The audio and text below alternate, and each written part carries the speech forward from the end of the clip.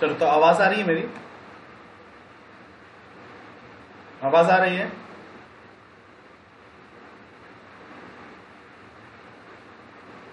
क्या मेरी आवाज आ रही है? आ रही है आवाज। हाँ। चलो, तो शुरू करते हैं।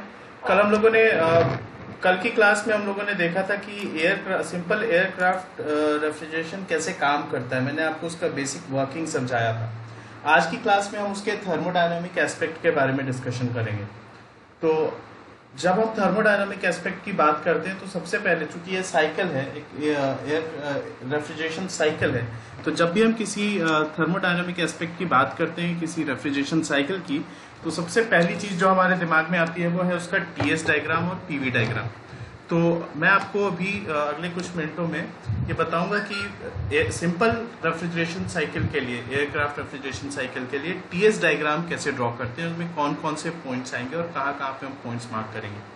उसके अगले स्टेप में हम देखेंगे कि चूंकि हम एयरक्राफ्ट रेफ्रिजरेशन के बारे में पढ़ रहे हैं तो हम रेफ्रिजरेशन से रिलेटेड कुछ डिजाइन पैरामीटर्स के बारे में भी डिस्कशन करेंगे। रेफ्रिजरेशन सिस्टम के डिजाइन पैरामीटर्स कहने का मतलब है कि हम उस एयरक्राफ्ट एयर कंडीशनर के लिए या एयरक्राफ्ट रेफ्रिजरेशन के लिए सीओपी कैलकुलेट करेंगे, कोफिशिएंट ऑफ परफॉर्मेंस, और हम देखेंगे कि उस रेफ्रिजरेशन सिस्टम को या एयर कंडीशनिंग सिस्टम को ऑपरेट करने के लिए हमें कितना वर्क इनपुट देना पड़ता है और उसके अलग अलग डिवाइसेस की एफिशिएंसी हम कैसे कैलकुलेट कर सकते हैं। अलग अलग डिवाइस मतलब अलग अलग कंपोनेंट्स की एफिशिएंसी हम कैसे कैलकुलेट कर सकते हैं, इसके बारे में भी आज का ये लेक्चर बेस्ड रहेगा।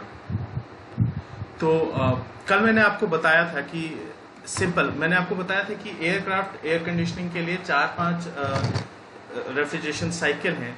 तो जिसमें से सबसे पहले हम लोगों ने शुरुआत किया था सिंपल रेफ्रिजरेशन साइकिल से, और उसका ये एक लेआउट मैंने आपको बना रखा था। हमारे इस लेआउट में मैं आपको ये क्लियर कर दूं कि इतना पार्ट यूजलेस है। कौन सा पार्ट? ये जिसको मैं अभी रेड कलर से मार्क कर रहा हूँ, this part is not at all useful, क्योंकि हम सिर्फ रेफ्रिजरेशन की बात कर रहे हैं। जहाँ पे आपको समझ में आ रहा है ना मैं कौन से पार्ट की बात कर रहा हूँ। ये जो जहाँ पे गैस टरबाइन लगा है, this gas turbine is of no use for us at this moment, and similarly this combustion chamber is also of no use. तो ये दो चीजें आप डायग्राम में एलिमिनेट करके देखना। कल मैंने ये डायग्राम ड्रॉ किया था तो मैंने इसलिए इनको ड्रॉ कर लिया था ताकि आपको समझ में आ जाए। पर चूंकि हम रेफ्रिजरेशन की बात करें तो इनसे हमें कोई मतलब नहीं है। हम सिर्फ फोकस करेंगे, हमारा जो कंसंट्रेशन होगा वो ये मेन कंप्रेसर पे होगा, ये कूलिंग चैम्बर पे होगा, ये एक्सपेंडर पे होगा और केबिन पे होगा। ऐसे भी हम जानते हैं कि किसी भी रेफ्रिजरेशन डिवाइस में 4 कंपोनेंट्स होते हैं, तो वो चारों कंपोनेंट्स आपके यहाँ पे शो किए गए हैं। तो कल हम लोगों ने इसका ऑपरेशन देखा था कि किस तरह से बाहर से एम्बिएंट एयर अंदर इंट्रोड्यूस किया जाता है। तो यहाँ पे कौन कौन से टेम्परेचर और प्रेशर हैं वो हम देख लेते हैं। सबसे पहले बाहर का एम्बिएंट का प्रेशर। तो बाहर के एम्बिएंट का प्रेशर, जैसा मैंने आपको कल एग्जांपल देके बताया था कि एम्बिएंट का प्रेशर बहुत ही कम होता है, एक्सट्रीमली लो होता है। ये इन द ऑर्डर ऑफ 0.15 बार के आसपास होता है। तो इस प्रेशर को हम कह रहे हैं P1। Now I do not have facility to write subscript और सुपरस्क्रिप्ट, है ना, तो मैं आपको डायरेक्टली यहाँ पे लिख रहा हूँ P1। तो ये बाहर का प्रेशर है। उसके बाद बाहर का टेम्परेचर, बाहर similarly the temperature of outside air is also T1। ये P1 और T1 बाहर के एम्बिएंट के टेम्परेचर्स हैं, ठीक है। उसके बाद जैसे ये हवा स्ट्राइक करती है एयरक्राफ्ट से या फिर एयरक्राफ्ट स्ट्राइक करता है इस स्टैग्नेंट एयर से, तो रैमिंग इफेक्ट की वजह से इस एम्बिएंट एयर का प्रेशर बढ़ जाता है। प्रेशर बढ़ता है, साथ ही साथ इसका टेम्परेचर भी बढ़ जाता है। तो जैसे ये एम्बिएंट एयर इंट्रोड्यूस किया जाता है एयरक्राफ्ट के इंजन के अंदर में, तो यहाँ पे हमें दूसरा प्रेशर मिलता है, इसको हम कह रहे हैं P2, और इस जगह का टेम्परेचर हम कह रहे हैं T2। तो ये वो टेम्परेचर और प्रेशर है जो रैमिंग के बाद में मिल रहा है। This may be known as stagnant pressure and temperature also, ये आप लोगों ने ATD में पढ़ा होगा। तो इन दोनों टेम्परेचर और प्रेशर को मैं यहाँ टीएस डायग्राम में साथ साथ में प्लॉट कर रहा हूँ। तो ये टीएस डायग्राम है ना, जो आप देख रहे हो। इस टीएस डायग्राम में ये जो लाइन है, जो ये जो कर्व है, ये वाले all these curves are constant pressure lines. आप जानते हो कांस्टेंट प्रेशर लाइन को हम इंक्लाइंड कर्व के फॉर्म में ड्रॉ करते हैं टीएस डायग्राम में, ठीक है। तो सबसे पहले सबसे लोअर वाला टेम्परेचर, लोअर वाला प्रेशर मान लेते हैं, ये है P1। Let this pressure be P1। Similarly this is the second pressure P2। और इसके बाद जैसे ये प्रेशर और रैमिंग के बाद ये हवा इंटर करती है मेन कंप्रेसर में। So this is your main compressor, MC, I am writing it as MC। MC stands for main compressor. तो जैसे ये मेन कंप्रेसर पे एंटर करती है, मेन कंप्रेसर से निकलने के बाद इस एयर का प्रेशर फिर से बढ़ जाता है और ये पॉइंट होता है आपका यहाँ पे exit of the main compressor point, ये वाला। तो इस जगह पे इसका जो प्रेशर है वो प्रेशर, हम इस प्रेशर को बोल रहे हैं P3। तो this is your pressure P3 और यहाँ पे टेम्परेचर होगा ऑब्वियसली T3। तो instead of writing PT, I am writing just it 3। So you should understand this कि जहाँ पे 3 लिखा है वहाँ प्रेशर P3 होगा, टेम्परेचर T3 होगा, वॉल्यूम V3 होगा। तो this is the third point और ये प्रेशर हम यहाँ डिनोट कर लेते हैं। So the pressure here is P3। इसके बाद मेन कंप्रेसर से निकल के बाद ये एयर जाता है आपके कूलिंग चैम्बर में। So this is your cooling chamber. कल हम लोगों ने देखा था, इसको मैं CC लिख रहा हूँ, CC stands for cooling chamber. तो कूलिंग चैम्बर में जाने के बाद ये ठंडा होता है और इसका टेम्परेचर कम हो जाता है और प्रेशर भी वेरी करता है। तो ये कूलिंग चैम्बर का एग्जिट पॉइंट है। कौन सा? ये वाला point. This point is exit point of cooling chamber. I am writing it as 0.4, है ना। और उसके बाद कूलिंग चैम्बर के बाद ये एक्सपेंडर में एंटर करता है और एक्सपेंडर से निकलने के बाद ये बाहर जब जाता है तो इसका ये पॉइंट हो जाता है, मान लेते हैं पॉइंट नंबर 5। तो पॉइंट नंबर 5, ठीक है। हम ये जो एग्जॉस्ट फैन मैंने आपको कल बताया था, इसके बारे में भी अभी हम फिलहाल कोई डिस्कशन नहीं करेंगे क्योंकि ये भी हमारे कुछ खास काम का नहीं है ना। तो हमारे रेफ्रिजरेशन का पार्ट इतना ही। तो सबसे पहला प्रोसेस जो रैमिंग का प्रोसेस है, it is assume to be isentropic, है ना। Although it is not perfectly isentropic, but the first process is assume to be isentropic. So at the very first stage, the ambient air has a pressure rise, and that pressure rise is although not that much significant, but this pressure rise, the process for this pressure rise is considered to be isentropic. It is assumed to be isentropic. तो पहला process 1 से 2 के बीच isentropic compression हो रहा है। तो isentropic compression को हम प्लॉट कैसे करेंगे? इसमें आप जानते हो बखूबी, है ना। एक वर्टिकल लाइन से, वर्टिकल स्ट्रेट लाइन,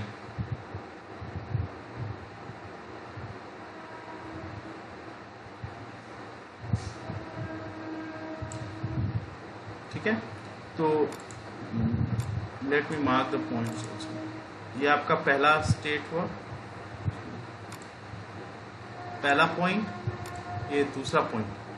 तो ये हो गया पॉइंट नंबर 1, पॉइंट 1, ये पॉइंट 2। तो from 1 to 2 there is an isentropic compression of the air, ठीक है। तो यहाँ पे इसका प्रेशर थोड़ा सा बढ़ गया और आप यू कैन सी कि टेम्परेचर में भी थोड़ा सा राइज हो गया। This vertical axis is showing the temperature. तो जैसे स्टैग्नेशन प्रेशर बढ़ा, तो 1 से 2 तक अगर प्रेशर राइज हुआ तो यहाँ पे इसका टेम्परेचर भी बढ़ा है। उसके बाद जब ये मेन कंप्रेसर में एंटर करता है एम्बिएंट एयर, तो मेन कंप्रेसर में भी जो प्रोसेस है वो भी, उसको भी हम एज्यूम करके चल रहे हैं कि वो आइसेंट्रोपिक ही है, ठीक है। तो यहाँ से फिर से इसका प्रेशर राइज होता है और इस बार भी ये प्रोसेस आइसेंट्रोपिक रहता है जब तक ये पॉइंट नंबर 3 पे ना चला जाए। तो right from 1 to 3 this process, the whole process is considered as isentropic process. तो ये पॉइंट नंबर 3 लिख देते हैं। उसके बाद क्या होगा? ये मेन कंप्रेसर से बाहर निकलेगा। अब जब मेन कंप्रेसर से बाहर निकलेगा उसके बाद ये कूलिंग चैम्बर में चला जाएगा, है ना। मेन कंप्रेसर से बाहर निकल के ये कूलिंग चैम्बर में चला गया। तो कूलिंग चैम्बर में ये ठंडा होता है। तो जब ये ठंडा होगा तो टेम्परेचर इसका कम होगा, और अगर इसका टेम्परेचर कम हो रहा है तो तो प्रेशर में भी ये जो प्रेशर है during the lowering of temperature the pressure remains constant, इसका प्रेशर अनचेंज रहता है। तो the cooling occurs at constant pressure, constant pressure पे कूलिंग हो रहा है। और मैंने कल बताया था कि this cooling is sensible cooling, है ना, ये सेंसिबल कूलिंग है। तो यहाँ पे ये कांस्टेंट प्रेशर पे टेम्परेचर इसका कम होता है, तो ये कर्व जो है, जो कांस्टेंट टेम्परेचर लाइन है, इसी के अलॉन्ग इसकी कूलिंग होती रहती है ना। सो this is the third process ये। तो this is your fourth point, point number 4।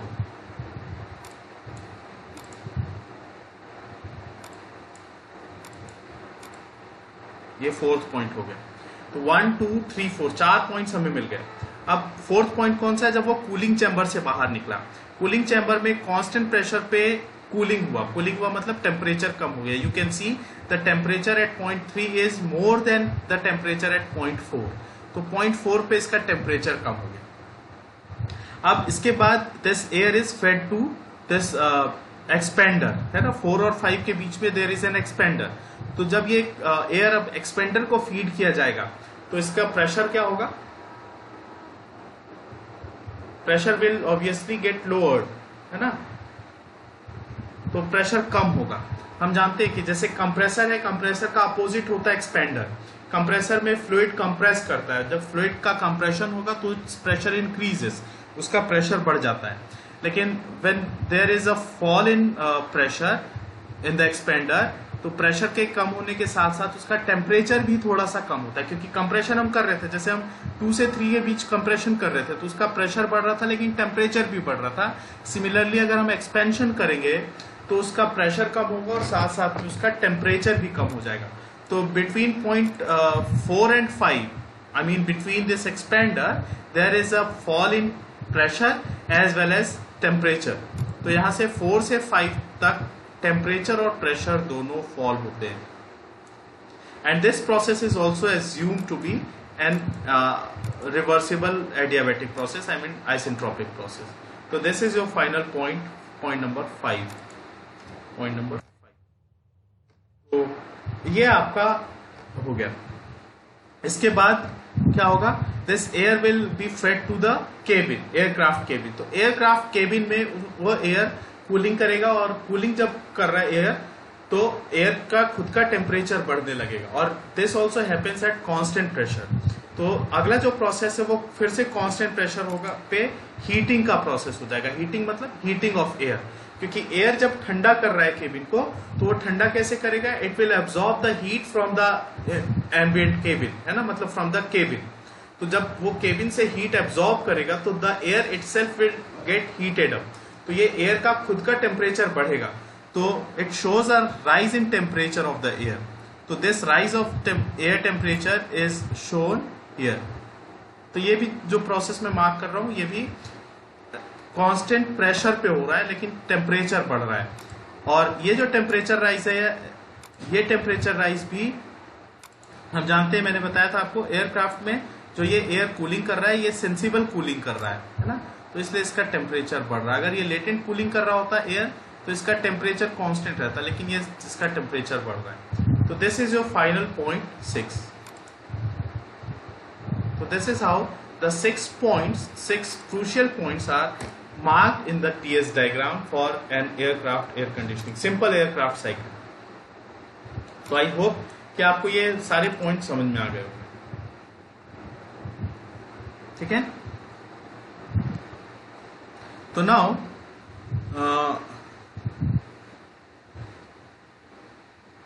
ये जो प्रेशर है, प्रेशर 5 to 6 है ना, this pressure curve may be above this P2 pressure और it may be below this P2 pressure, है ना, but it will never be below this P1। P1 के नीचे कभी नहीं होगा, लेकिन P2 के नीचे भी हो सकता है, ऊपर भी हो सकता है, और P2 के साथ कोइंसाइड भी कर सकता है ना।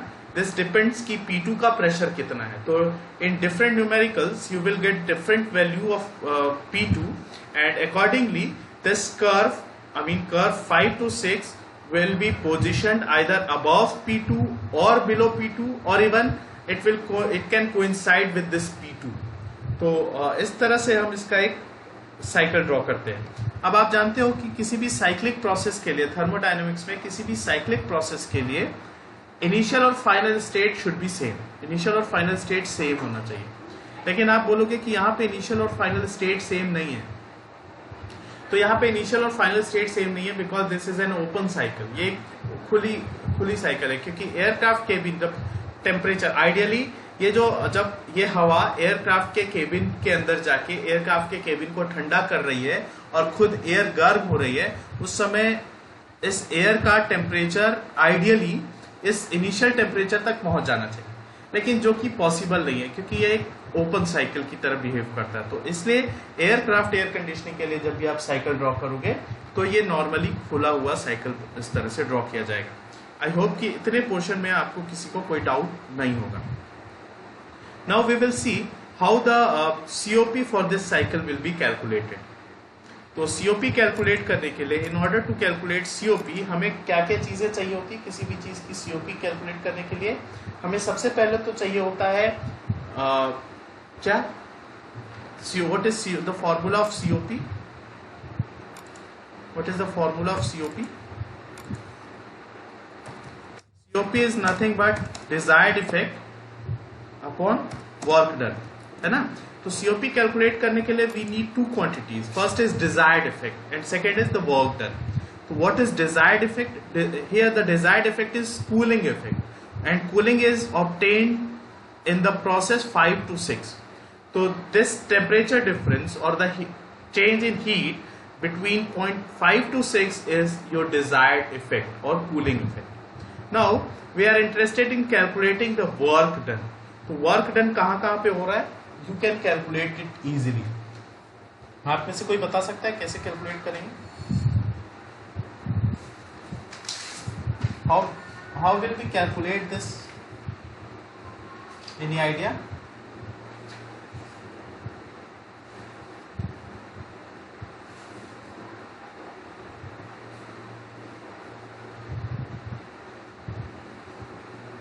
चलो, let us start. Let us do it by process. So, the first process the first process to be considered is process 1 to 2. तो प्रोसेस 1 से 2 के बीच हम कंसिडर करते हैं। Now this process 1 to 2 is an isentropic compression,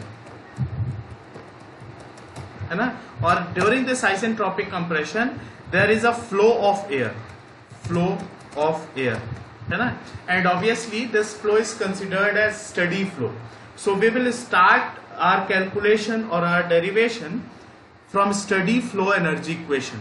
You might be remembering that equation, steady flow energy equation. What is that? What is the study? You have studied this in either first or second semester. So the steady flow energy equation is change in heat is equal to change in work plus change in kinetic energy plus change in potential energy, है ना? plus change in enthalpy.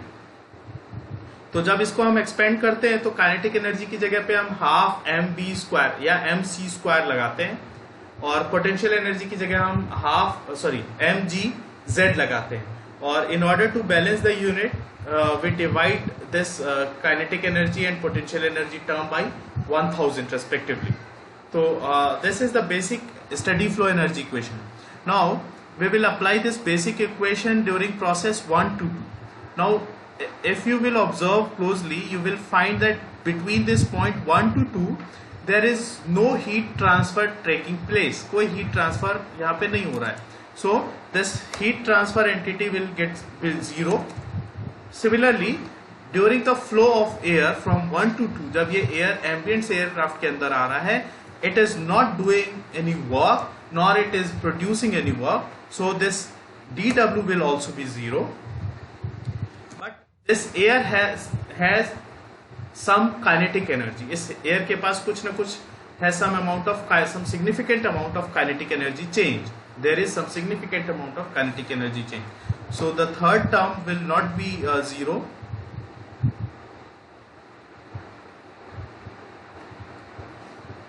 This third term will not be 0. So kinetic energy term we will consider, but potential energy term again we will ignore it, since the flow is horizontal, almost horizontal. So there is no difference between inlet and outlet potential energies. So this potential energy term will also be ignored, but this enthalpy term will be there. So the equation, this steady flow energy equation is basically reduced to this form, है ना. अब इसको अगर हम और थोड़ा simplify करें तो काइनेटिक एनर्जी के लिए हम जानते हैं काइनेटिक एनर्जी क्या होती है, half M v2 c1 square minus c2 square. तो ये कैसे लिखें इसको हम,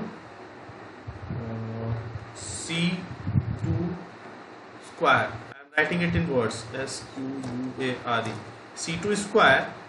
आई होप कि आप इसको समझ रहे होंगे क्या लिखा है. c2 is the velocity at point 2, c2 square minus c1 square,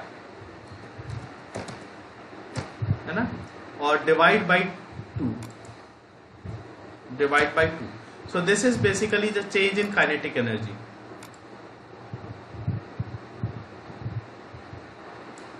This is change in kinetic energy. So c2 square minus c1 square divided by 2. Now this will be equal to dH. तो dH is h2 minus h1. लेकिन जब हम इसको equation के उस तरफ ले जाएंगे तो it will be h1 minus h2. h1 minus h2. तो ये हमारा आ गया. नाउ यू नो कि इनिशियल वेलोसिटी और फाइनल वेलोसिटी में बहुत ज़्यादा there will be huge difference between initial and final velocity. तो इनिशियल वेलोसिटी, क्योंकि हमने कल डिस्कस किया था कि रिलेटिव वेलोसिटी अगर एयर की हम देखें तो वो होती है 900, 800, 1000 किलोमीटर पर आवर. लेकिन जैसे ही वो एयरक्राफ्ट से टकराएगा उसकी वेलोसिटी बहुत ही कम हो जाएगी, ऑलमोस्ट जीरो हो जाएगी. तो इस केस में there is a huge gap between initial and final velocities. So we can also ignore this c1 square term, है ना. तो इसको जब हम इग्नोर करेंगे तो हमें मिलेगा c2 square, c2 square, c2 square by 2, मतलब divide by 2 equals to h1 minus h2. And now you know it कि h1 minus h2 can be written as m c p or t1 minus t2. So t1 minus t2. Using this equation you can easily calculate what will be the temperature of air after the ramming effect. Rhyming effect के बाद का temperature कितना होगा you can easily calculate using this equation, because you know this value of c2. c2 is the value of aircraft, है ना, the velocity of aircraft, और m is the mass of air, है ना. मान लो अगर आप उसको 1 kg कंसिडर कर लेते हो तो mass of air, cp you know for air, cp is specific heat at constant pressure, and you know the value of specific heat at constant pressure for air, it is 1.005. You also know that T1 temperature, T1 is the outside ambient temperature. You can use a thermometer to measure it, or you might be knowing this temperature. And T2 is the temperature which is after the induction into the engine. तो जब इस ambient air को engine के अंदर हमने introduce कर लिया उसके बाद का temperature. So this is basically the formula for calculating the temperature after the ramming effect. T2 आपको यहां मिल गया. तो in this PV diagram, sorry in this TS diagram, this value T2 is this value T2 can be obtained from here, है ना. This value can be obtained from here. तो ये आपको पता है. तो let us write it as equation number 1. अच्छा, एक और चीज बहुत इंपॉर्टेंट चीज है जो शायद मुझसे मिस हो रही थी. Instead of this 2 we will write it as 2000, है ना. And you know the reason, हम यूनिट बैलेंस करने के लिए इसको 2000 लिखते हैं. तो कैसे लिखूं मैं?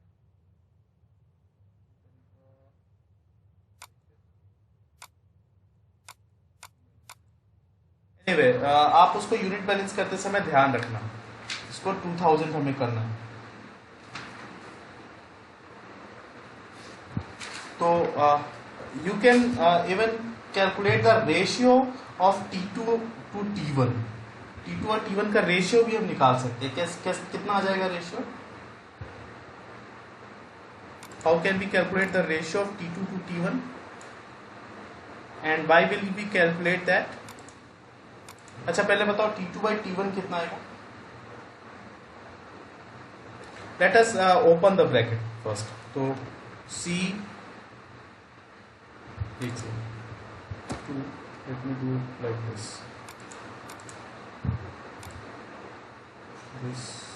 C2 square, so C2 square divide by 2000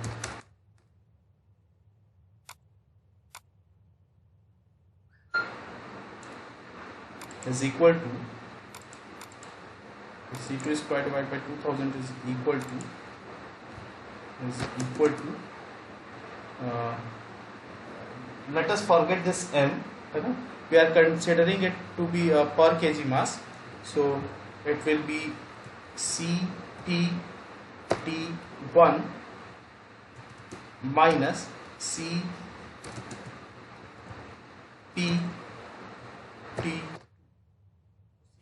minus CpT2। तो T2 क्या हो जाएगा? तो इसलिए T2 इक्वल्स टू क्या हो जाएगा?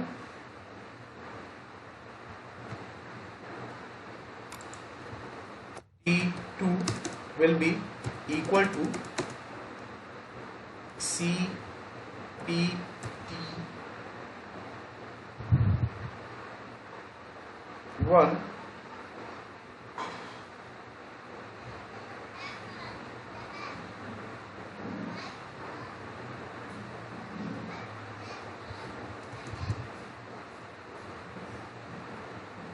CpT1 क्या होगा बताओ?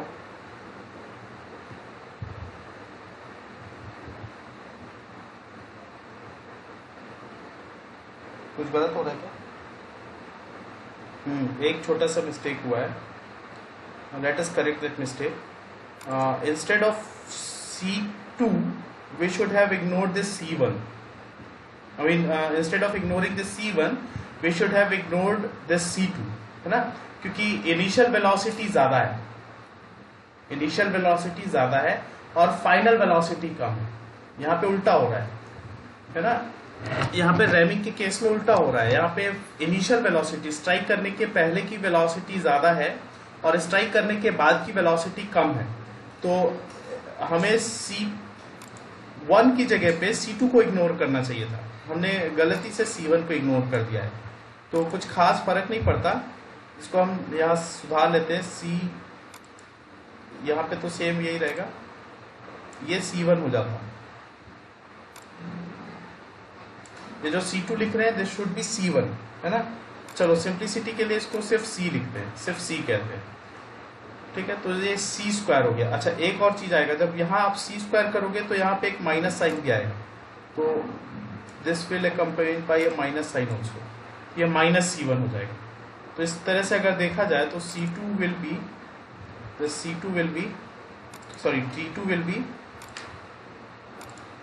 this T2 equals to क्या आएगा? CpT1 plus C square by 2000।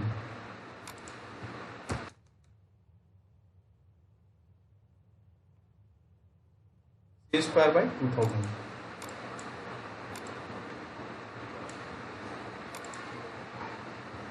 ये आएगा आपका इक्वेशन, ठीक है? और Cp यहाँ पे भी आएगा। सॉरी, अगर हम ये Cp यहाँ मल्टीप्लाई कर दें तो C, अच्छा रहने Cp यहाँ कर देते हैं, CpT2 equals to CpT1 plus C square by 2000। अगर और ज़्यादा सिंप्लीफाई करें, we are interested in the ratio of T2/T1। तो अगर इस रेशियो को निकालने के लिए हम दोनों साइड T1 से डिवाइड कर दें तो हमें क्या मिलेगा? हमें मिलेगा, मैं इधर कर रहा हूँ, I am facing some difficulty writing the equations, but anyhow I have to manage, so please bear with me. So this CP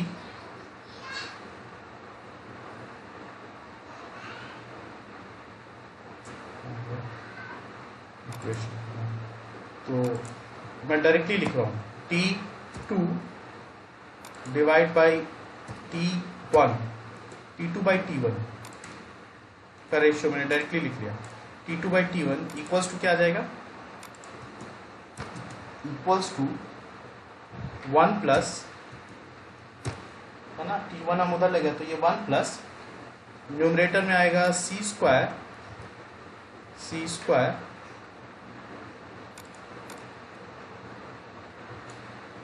square और डिनोमिनेटर में आएगा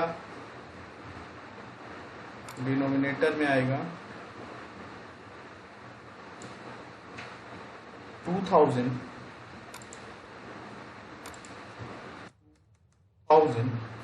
into gamma into R into T into 1 और numerator में आएगा gamma minus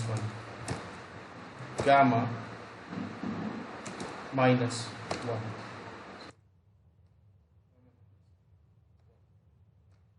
ये this equation we will obtain, है ना, यहाँ पे दिस इज गामा, मैंने इसको y लिखा है but you should read it as gamma.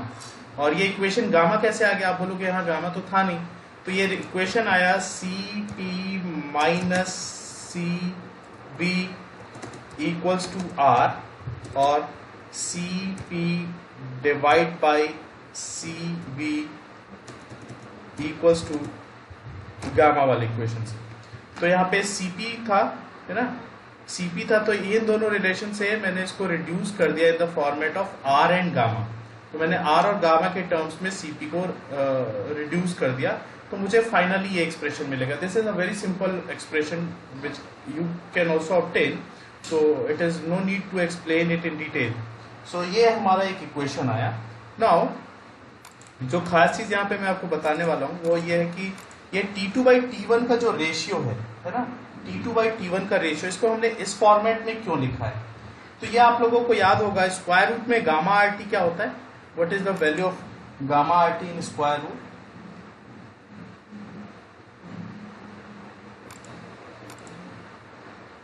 याद है? Gamma into R into T in square root, it represents कोई कुछ बोल रहा है लेकिन शायद ठीक नहीं बोल रहा है सर। Mach number. अच्छा, मैक नंबर क्या होता है? What is Mach number? What is Mach number?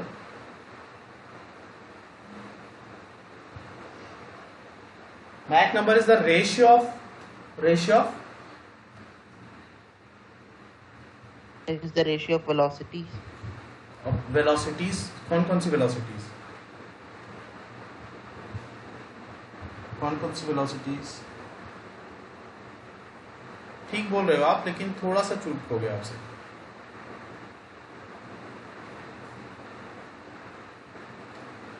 Sonic velocity और वेलोसिटी ऑफ फ्लूइड, है ना, इनके स्क्वायर के रेशियो को हम मैक नंबर से रिप्रेजेंट करते हैं। तो ये जो गामा RT है, this is the velocity of sonic velocity. तो this is A, this is basically A, small a, sonic velocity, है ना, जिसको हम एकॉस्टिक वेलोसिटी भी कहते हैं एम्बिएंट कंडीशन पे। तो आप इसको कैलकुलेट कर सकते हो गामा R के फॉर्मूला के रिलेशन से। तो इसलिए ये जो ऊपर वाला इक्वेशन है, this equation can be reduced to the form of, इसको हम लिख सकते हैं 1 प्लस गामा माइनस 1, है ना, न्यूमरेटर में जो गामा माइनस 1 था, गामा माइनस 1 और डिनोमिनेटर में 2, या 2 या 2000 जो भी 2, और ये मैक नंबर जो है वो एक्चुअल आप ठीक बता रहे हो, लेकिन थोड़ा सा शायद आपसे भूल हो गया है। ये मैक नंबर जो है वो ये रेशियो के बराबर होता है। This ratio represents Mach number, ठीक है, जहां c is the velocity of object, because Mach number is not velocity, it is ratio. तो ये हो जाएगा m into m square, m square.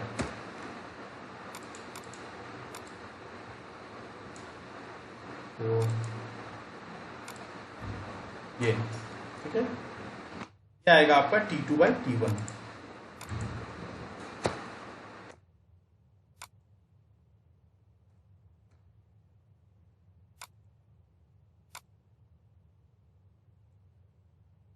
ये रेशियो आप याद रखना, ये रिलेशन। तो दिस रिलेशन इज इंपॉर्टेंट।